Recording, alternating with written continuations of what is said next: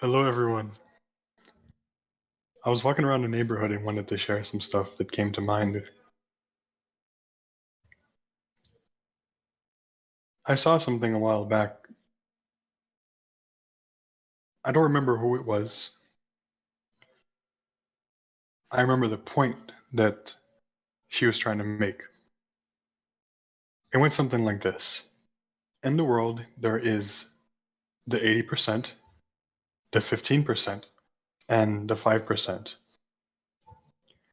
The 80% is the masses, all of humanity, all throughout the world, the common person you run into, everyone you know, more or less.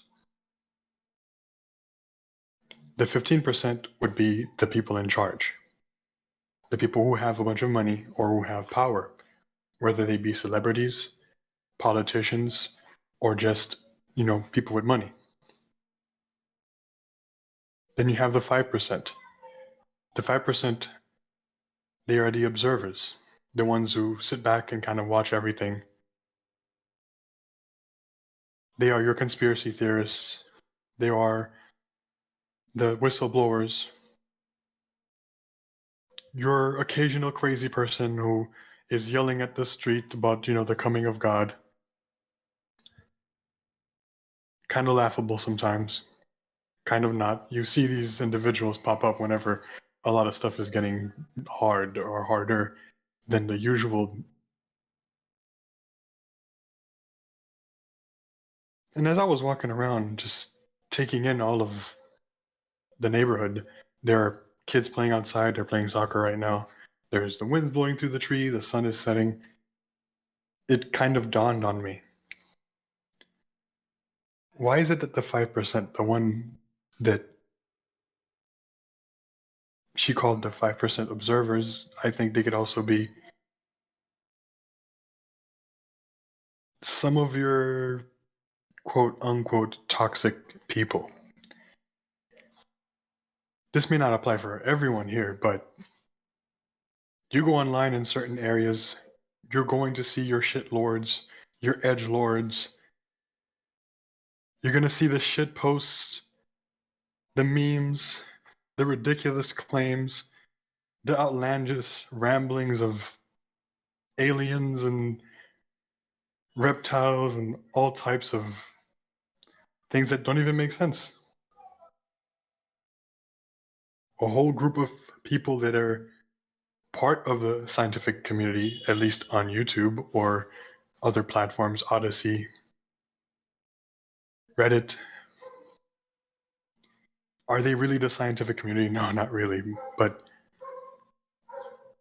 these guys, these people, they're not stupid, they're not altogether crazy. A lot of what they say makes sense.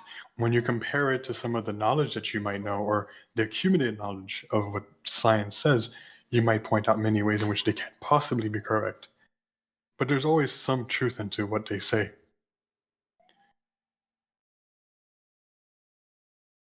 Once again, unfortunately, they can also be some of your more less tact individuals.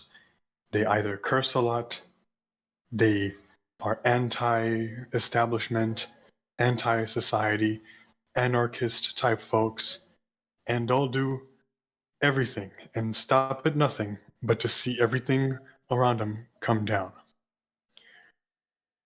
Lots of people point fingers at them saying,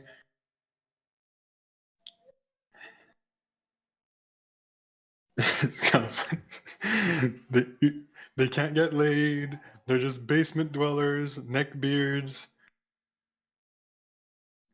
They'll insult them on all level of like their intelligence, the way they look. You can imagine how conversations online and how bullying can be quite often a result of where these guys, hang around. They're the guys that if you want something to happen, if you need something, they'll get it for you. And as crude as my example might be, and probably actually is, if you want naked pictures of some celebrity or some politician or you want dirt on someone, you go to those guys to find it. There are occasions where the police, even the FBI, with all their technology, these are government folk, with all their technology, they can't find and arrest a certain criminal, or they can't find and arrest someone who robbed somebody or who punched somebody on the street. You post an online blog and you give this short video clip of this person that you want to find. How they do it, I don't know. They find those motherfuckers in a heartbeat within the day. Not only will they give you who they are, they'll give you their address, they'll give you where they went to school, where they work, they'll give you the last time they had a burger.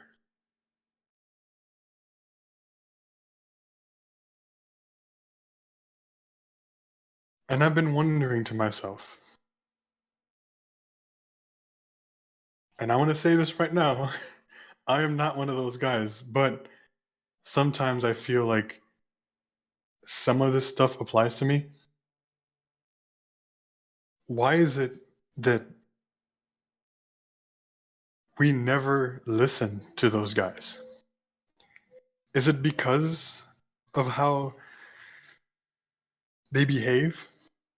Have they not earned, well, probably they haven't, some level of trust?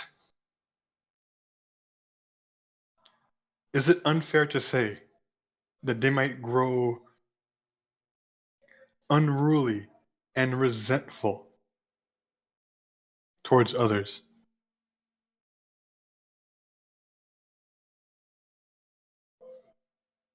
On my daily life, not every day, often enough, maybe once, twice a week, I find myself defending people who fit more or less in that respective category.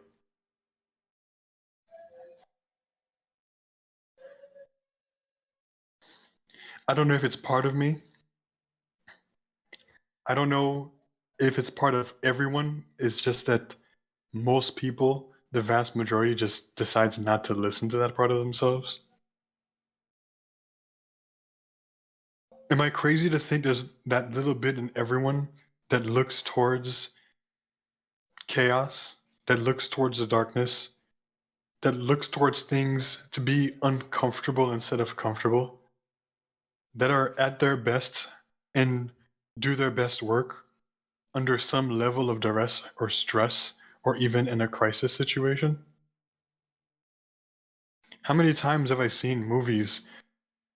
How many times have I, especially in my youth, because I had to, read poems or books that speaks about groups of people or even individuals that rise to the occasion based off of the crisis that they're in.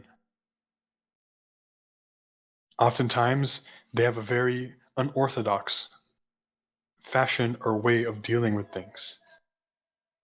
They're often seen by the 15%, the ones in charge, to be unruly and unmanageable. And the 80% just don't want to see them because they make them uncomfortable. They feel unsafe. They think that at any moment this deranged, crazy person might just pop off and do some damage, either to their property, to themselves, who knows. One particular movie that comes to mind, and I am saying this in lieu of current situations, Demolition Man. If you don't know that movie, you should probably watch it. RoboCop's a good one too, that has some of the same themes. A classic one that you might find on the YouTubes, although used kind of like a meme, I suppose, would be Idiocracy.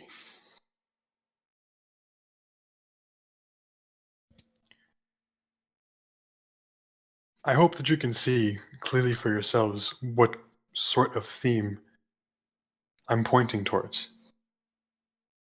And I believe that the way that things are right now,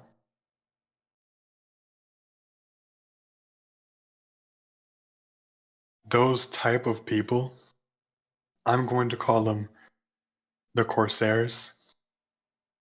You call them what you want.